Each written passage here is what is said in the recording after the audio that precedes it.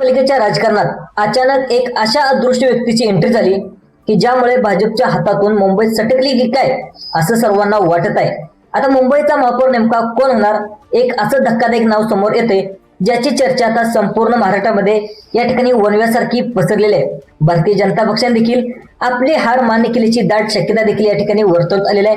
कारण ज्या भाजपकडे नगरसेवकाचं मोठं सैन्य आहे तेच आता नगरसेवक आता नोंदणीसाठी आता चक्क टाळाटाळ करू लागले। पण असं काय घडलंय की या महाकाय शक्तीला रोखणारा तो मास्टरमाइंड कोण, असं देखील या ठिकाणी संपूर्ण चर्चा आता संपूर्ण राजकारणामध्ये झाली आहे। या मास्टरमाइंडची एंट्री या ठिकाणी राजकारणामध्ये झालेली आहे आणि आता सगळं वातावरण या ठिकाणी अचानक बदललं। एक अशी व्यक्ती जी महाराष्ट्राच्या राजकारणात जुनी आहे पण त्यांना दुर्लक्ष केलं गेलं आणि हीच सत्ताधाऱ्याची सगळ्यात मोठी चूक ठरली। त्यांनी असा एक भयानक डाव टाकला की राज्याचे मुख्यमंत्री आणि भाजपचे चाणक्य देवेंद्र फडणवीस यांनी काही समजण्याच्या आतच सत्तेची जी काही चाव्यात ती पायाखालून या ठिकाणी सरकल्यात। पडद्यामागे इतक्या वेगाने हालचाल झाल्या की जेव्हा महापालिकेची सोडत जाहीर झाली तेव्हा कुणाचीही कल्पना नव्हती। हा सपळा आधीच रचला गेलाय। आज भाजप सर्वात मोठा पक्ष असून देखील निवडणुकीपासून पळ का काढते, नोंदणी का रखडले आणि सगळ्यात महत्वाचं म्हणजे ती व्यक्ती जिने भाजपच्या किल्ल्याला भगदाड पडले, आजच्या या विशेष रिपोर्टमध्ये उलगडणार आहोत त्या गुप्त व्यक्तीचा कच्चा चिट्टा ज्याने महाराष्ट्राच्या राजकारणात महाभूकंप आणलाय।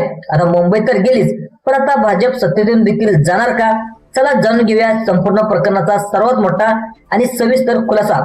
आता मुंबई देशाची आर्थिक राजधानी, पण आज या शहराच्या हवेतच एक वेगळंच राजकारण शिरजत आहे। बघा, गेले अनेक दिवस झालं ज्या खुर्चीसाठी म्हणजेच मुंबई महापौर पदासाठी दिल्लीपासून ते गल्लीपर्यंत जी काही जीवघेणे रस्सीखेच सुरू आहे तर त्या खेळाचा निकाल आता जवळपास लागल्याचं आपल्याला पाहायला समजते। हो, तुम्ही देखील बरोबर ऐकलं। सूत्राकडून मिळालेल्या माहितीनुसार अत्यंत खात्रीशीर आणि माहितीनुसार मुंबईचा महापौर कोणाचा होणार हे आता फायनल झालेलं आहे।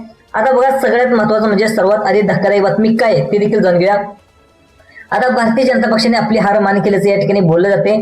ज्या भाजपने मिशन मुंबईसाठी आपली संपूर्णतः ताकदपणा लावली होती, ज्यांच्याकडे सर्वात जास्त नगरसेवक असल्याचा दावा देखील केला जात होता, पण त्यांच्या हातून मुंबई या ठिकाणी निसटलेली आहे असं देखील दिसतंय। कारण महाराष्ट्राच्या राजकारणात असा एक मास्टर स्ट्रोक खेळला जातोय ज्यांनी या ठिकाणी कल्पना देखील केलेली नाही।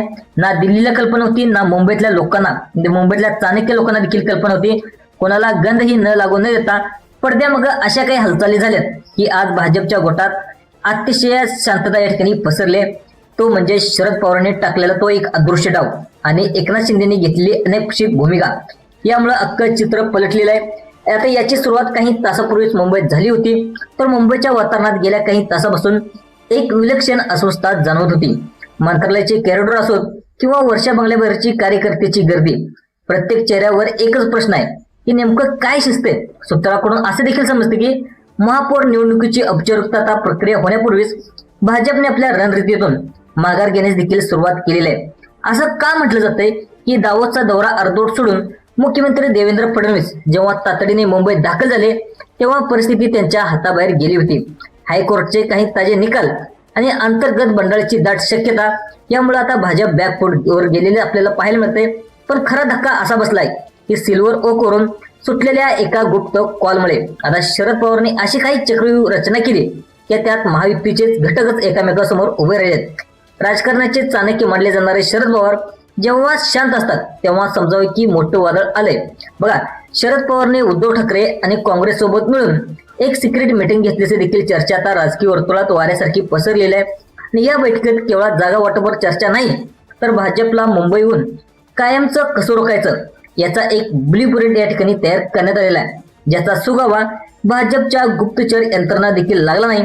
अजित पवारांची चुडी टाईट करून आपल्या बाजूने वळवण्यात शरद पवार यशस्वी झालेत, तर अशी खात्रीशीर माहिती देखील या ठिकाणी समोर येते। पण सर्वात मोठा ट्विस्ट असा आलाय की जेव्हा एकनाथ शिंदेच्या गोटातून विचित्र हालचाली सुरू झाल्या तेव्हा भाजपनं ऑपरेशन लोटसच्या माध्यमातून आजवर कितीही पक्ष पडले असले तरी मुंबईत रिव्हर्स ऑपरेशन या ठिकाणी सुरू झाल्याचं आपल्याला मिळतंय। शरद पवारांनी असा डाव टाकला की एकनाथ शिंदेना आता भाजपच्या मैत्रीपेक्षा स्वतःचं अस्तित्व आणि शिवसेनेत ही ओळख टिकवणं जास्त महत्वाचं वाटू लागले। आता या संपूर्ण कथानाटकामध्ये सर्वात महत्वाचं वळण आलं ते म्हणजे भास्कर जाधवच्या एका सडेतोड आव्हानामुळे। आता शिवसेना पाहायला गेलं तर युबीटे म्हणजे आक्रमक नेते भास्कर उभाटा गटाचे आक्रमक नेते भास्कर जाधव यांनी थेट मुख्यमंत्री एकनाथ शिंदे यांच्यावरच या ठिकाणी बोट ठेवले.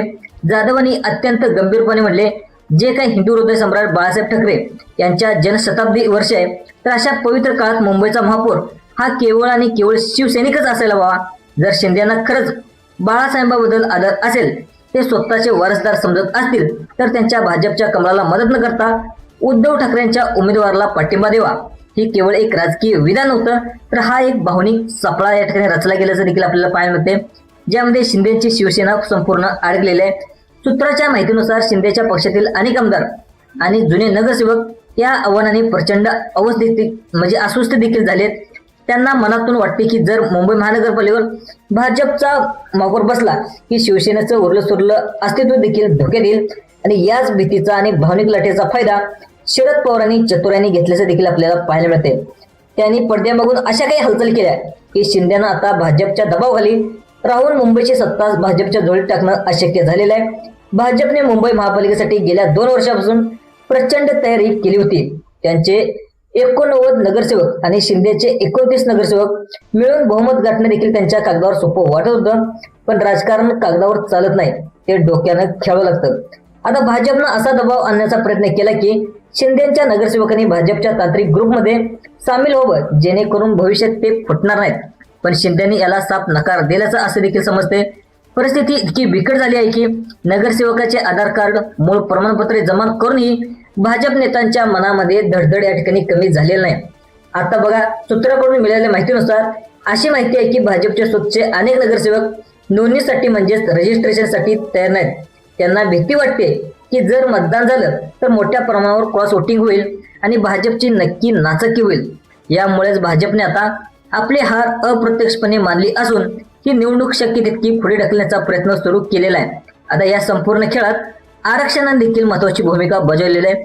मुंबईच्या महापौर पदाचं आरक्षण जेव्हा महिला प्रवर्गासाठी जाहीर झालं, तेव्हा भाजपचा पहिला पत्ता कट झाला होता.